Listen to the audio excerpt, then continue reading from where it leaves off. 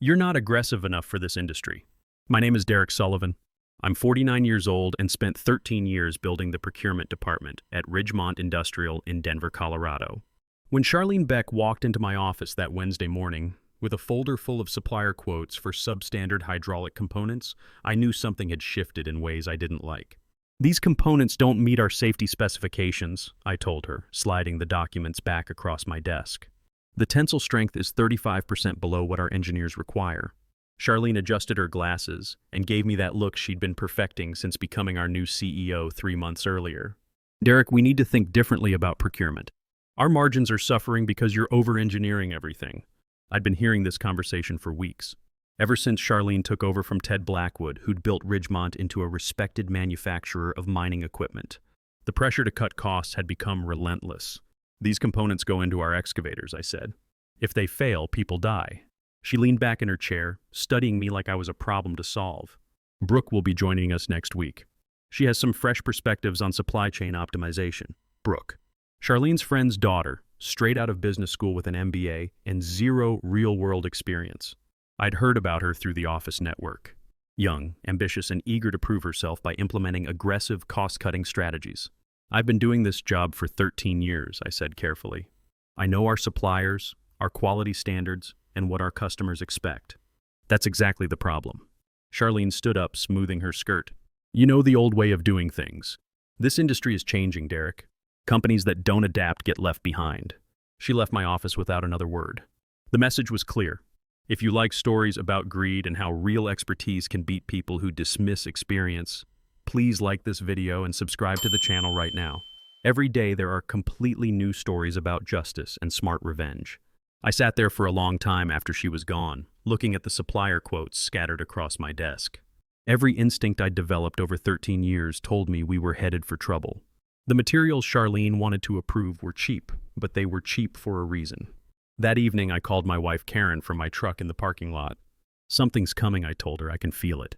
I'd started at Ridgemont right out of the military, where I'd learned that cutting corners on equipment specifications wasn't just bad business, it was deadly. Ted Blackwood hired me because he valued that mindset. "I want someone who understands that our reputation depends on building things that last," he told me during my interview.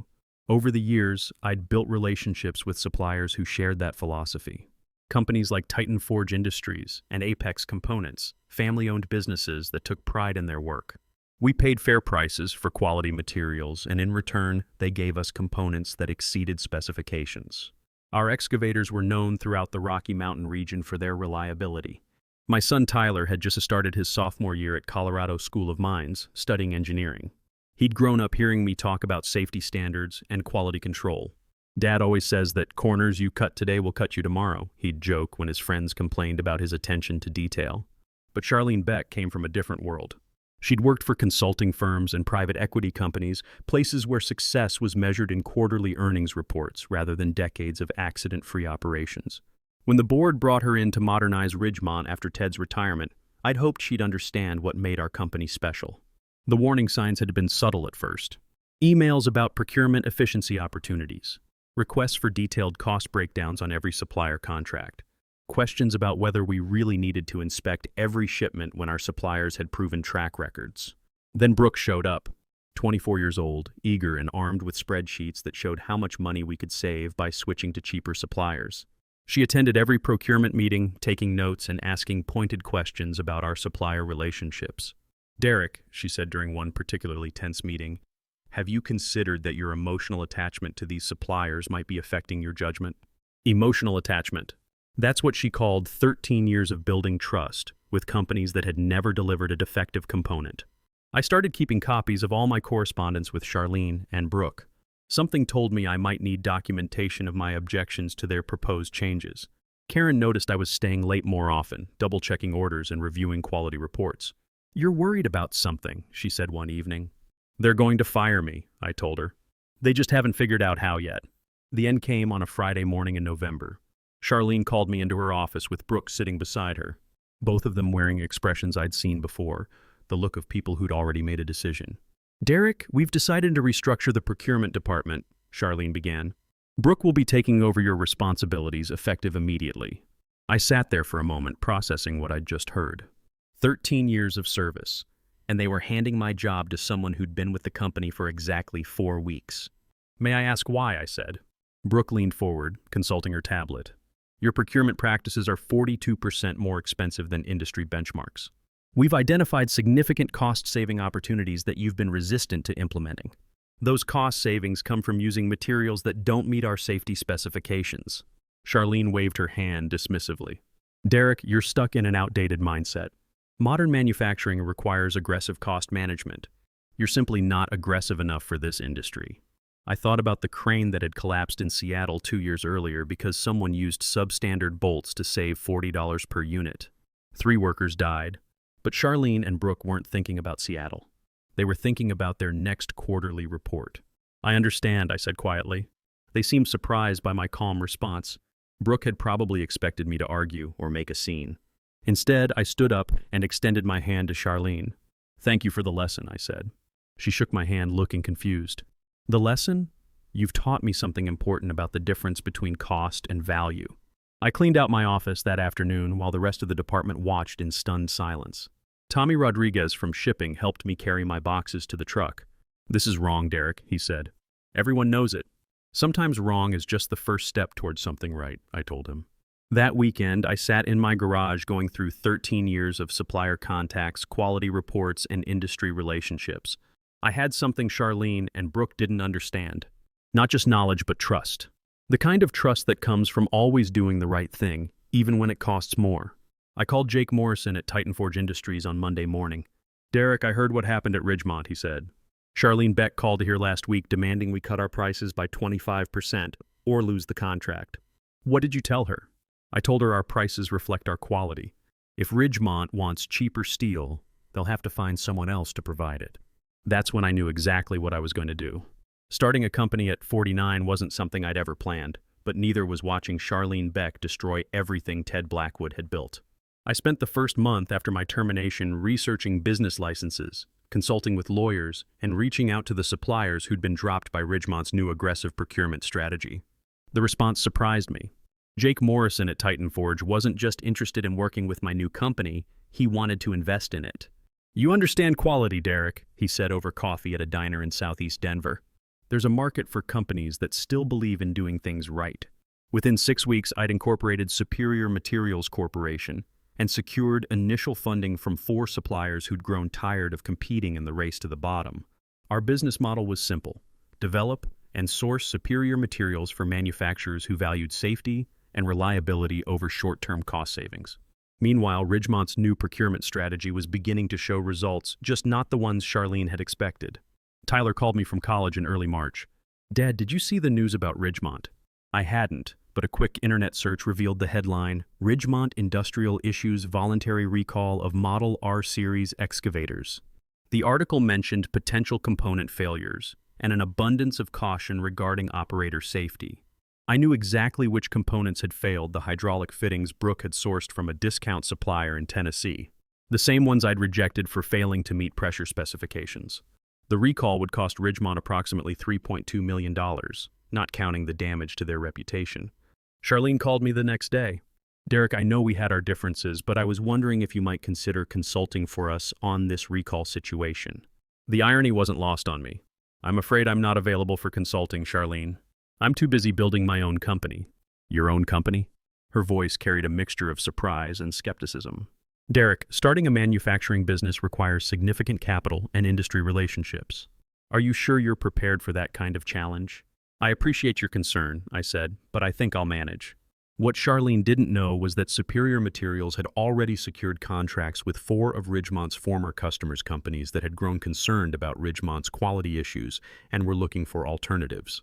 Word travels fast in the construction equipment industry, especially when it involves safety problems.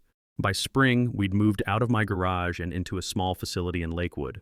I hired Tommy Rodriguez from Ridgemont's shipping department as our first employee, followed by 2 quality control specialists who'd been laid off when Charlene eliminated Ridgemont's inspection team to cut costs. The real breakthrough came when we developed a new steel alloy that exceeded industry strength requirements while remaining cost competitive with standard materials. Our metallurgist, Dr. Angela Foster, a brilliant woman I'd met through Jake Morrison, had been working on the formula for years at her previous job. This alloy could revolutionize construction equipment manufacturing, she explained during her presentation to our board. It's 40% stronger than current industry standards, but the production cost is only 18% higher. Within months, we had equipment manufacturers calling us instead of the other way around. Companies like Cascade Construction and Northwest Heavy Industries were eager to differentiate their products with superior materials. Meanwhile, Ridgemont continued to struggle. Their second recall came in July: defective bearing assemblies that Brooke had sourced from an overseas supplier with questionable quality control. The third recall followed in September. I didn't take pleasure in Ridgemont's problems, but I couldn't help feeling vindicated.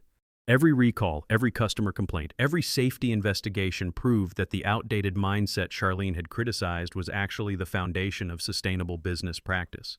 But that's when things really started to change. By October, Superior Materials had grown to 28 employees and occupied 3 buildings in our expanded facility. We'd developed relationships with manufacturers across the western United States, all of them drawn by our reputation for uncompromising quality. That's when I learned Ridgemont was in serious financial trouble. The call came from an unexpected source: Ted Blackwood himself, the founder Charlene had effectively pushed into retirement.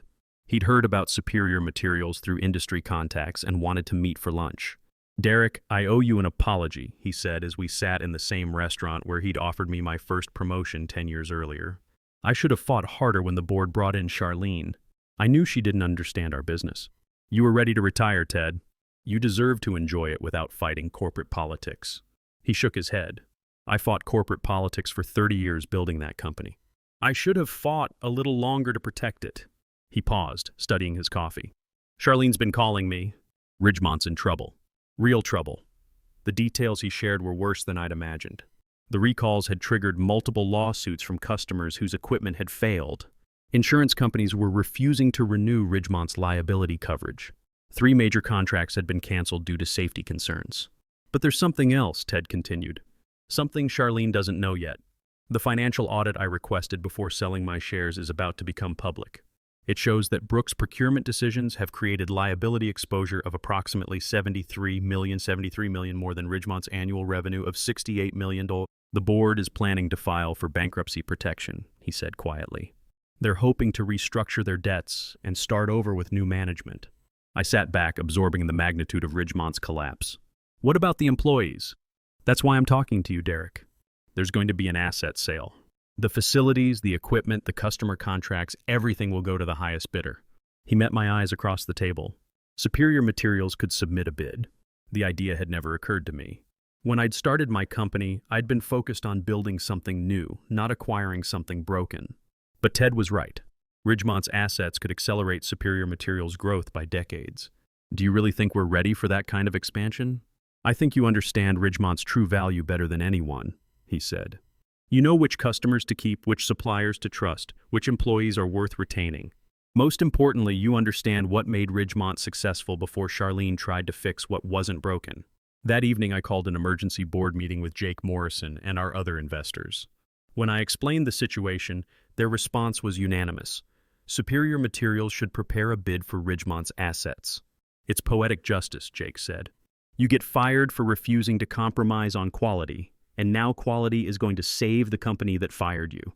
Over the next few weeks, we worked with attorneys and financial advisors to structure our bid. The process revealed the full scope of Ridgemont's mismanagement. Charlene's aggressive cost-cutting had alienated their best suppliers. Their quality problems had driven away their most valuable customers. And Brooke's inexperience had created legal liabilities that would take years to resolve. But underneath all that damage was the company Ted Blackwood had built. Solid customer relationships, valuable contracts, and skilled employees who'd been forced to implement policies they knew were wrong. "We're not just buying assets," I told Karen one evening as we reviewed the bid documents. "We're rescuing a company from people who never understood what made it valuable." The bankruptcy auction was scheduled for December 10th at the federal courthouse in downtown Denver. Superior Materials had submitted our bid 3 days earlier, $58 million for Ridgemont's complete asset package, including facilities, equipment, customer contracts, and intellectual property. Our bid wasn't the highest. Meridian Capital, a private equity firm, had offered $64 million. But our bid included something theirs didn't: a commitment to retain Ridgemont's existing workforce and honor all customer warranties. "The court will consider more than just the dollar amount," our attorney explained. They want to see bids that preserve jobs and maintain business continuity. What the court didn't know, what no one except Ted and I knew, was that Superior Materials had already secured agreements with Ridgemont's 3 largest customers to continue their contracts under new management. We'd also arranged temporary employment agreements with 15 key Ridgemont employees, including Tommy and 2 of the quality control specialists I'd worked with for years. Charlene had no idea any of this was happening. According to Ted, she'd been focused on finding a new job, confident that the bankruptcy would be handled by attorneys and accountants while she moved on to her next opportunity. She was about to discover how wrong she was. The auction took place in a small courtroom packed with lawyers, accountants, and representatives from the bidding companies. Charlene sat in the front row with Brooke beside her, both looking uncomfortable in a process they clearly didn't understand. When the judge called for final presentations, Meridian Capital went first. Their representative, a sharp-dressed woman in her 30s, outlined their plans to strip Ridgemont's assets, sell the real estate, and liquidate the inventory. This approach maximizes recovery for creditors and eliminates ongoing operational risks, she explained. I stood up when our turn came, holding a folder containing letters from Ridgemont's employees, customers, and suppliers. Your Honor, Superior Materials Corporation respectfully submits that Ridgemont Industrial represents more than just distressed assets. This company has 40 years of history serving the construction industry. Its employees have decades of experience. Its customers depend on continuing service for equipment they've already purchased. I opened the folder and began reading. Northwest Construction writes, Ridgemont's excavators are the backbone of our fleet. We need assurance that parts and service will continue. Charlene turned in her seat, finally recognizing my voice. Her face went pale as she realized who was presenting the competing bid. Pacific Infrastructure states, we've worked with Ridgemont for 15 years. Their equipment reliability is crucial to our operations. I looked directly at Charlene as I read the next letter. And Titan Forge Industries states, Ridgemont was our largest customer until recent management changes compromised their quality requirements. We would welcome the opportunity to resume our partnership under new leadership. The judge asked several questions about our financing and operational plans. I answered each one with specific details about how Superior Materials would integrate Ridgemont's operations while maintaining our quality standards. When the presentations ended, the judge announced a 30-minute recess to review the bids. Charlene cornered me in the hallway, her composure finally cracking. This is ridiculous, Derek. You were just a procurement manager who couldn't adapt to modern business practices. I was a procurement manager who understood the difference between cost and value, I replied calmly. The court documents show exactly what your modern business practices accomplished. Brooke stood behind Charlene, looking confused and frightened. What court documents? The liability assessment from the recalls, I said. $73 million in potential damages, all traceable to procurement decisions made after I was terminated. Charlene's confident facade collapsed entirely as the implications sank in. The judge returned to the courtroom at exactly 3:00 p.m., his expression revealing nothing as he reviewed the final bid documents. After careful consideration of all factors, including bid amounts, operational continuity, employee retention, and creditor recovery, this court awards the Ridgemont Industrial Asset Package to Superior Materials Corporation. The gavel fell with a sound that seemed to echo through the silent courtroom. Charlene's sharp intake of breath was audible from 3 rows away. I stood to acknowledge the court's decision, keeping my expression neutral despite the satisfaction coursing through me. Our attorney shook my hand, but my attention was focused on Charlene's reaction. She turned in her seat, her face a mixture of shock and rage. This is impossible, she whispered loud enough for me to hear. You can't just, how did you? Congratulations, Mr. Sullivan, the judge said. Superior Materials Corporation is now the owner of all Ridgemont industrial assets. Transfer documents will be processed within 48 hours. As the courtroom began to empty, Charlene remained frozen in place, still staring at me in disbelief. The woman who'd lectured me about adapting to modern business practices had just watched her former subordinate acquire her company through the bankruptcy she'd caused. I walked past Charlene without a word, but stopped when she called my name. Derek, wait. Her voice had lost all its corporate authority, replaced by something closer to desperation. This doesn't make sense. You were just a procurement manager. How did you finance this? I built relationships with people who value quality over quick profits, I said simply. The same suppliers you alienated invested in Superior Materials because they knew we understood what you never did. Brooke finally found her voice. Derek, what happens to us now? I looked at her for a moment, remembering the eager young woman who'd dismissed my emotional attachment to reliable suppliers. "You'll figure it out, Brooke. You're aggressive enough for this industry, remember?" 3 weeks later, I stood in the renovated facility that now displayed the Superior Materials logo where Ridgemont's sign had hung for 40 years. Tommy was training 2 new quality control inspectors, both of them eager to learn from someone who'd never compromised on safety standards. The first excavator rolling off our production line bore a small plaque that read, "Superior Materials, Quality Without Compromise." Charlene Beck and Brooke faced complete professional ruin when the full scope of their mismanagement became public record through the bankruptcy proceedings. Charlene's career ended permanently when multiple regulatory agencies cited her decisions as direct contributing factors in safety violations that resulted in equipment failures, making her legally unemployable in any manufacturing role requiring safety oversight. The lawsuits from the recalls followed her personally as corporate attorneys successfully argued that her aggressive cost-cutting directives constituted gross negligence that voided her executive protection clauses.